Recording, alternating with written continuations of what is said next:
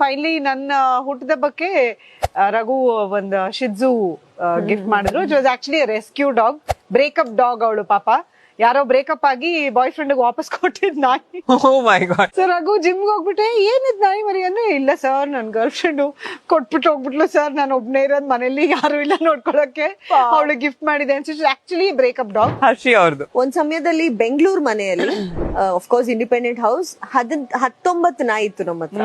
ನಮ್ಮ ಅತ್ತೇನು ಅಷ್ಟೇ, independent house ಬೆಂಗಳೂರಲ್ಲಿ at 1.17 ಡಾಗ್ಸ್, ಕೌಸ್, ಕೋಳಿ, ಕೌಸ್ ಕೋಳಿ ಎಲ್ಲ ಇರ್ಲಿಲ್ಲ, ರಾಬಿಟ್ ಎಲ್ಲ ಸಾಕದಂತ ನಮ್ಮ ಅತ್ತೆ. ಅದ್ ಹಂಗೆ ಬಂದಿದೆ ನನ್ ಮಗಳಿಗೆ. ಅಂಡ್ ನಮ್ಗೇನು ಅಂದ್ರೆ we didn't want the female dog to be operated.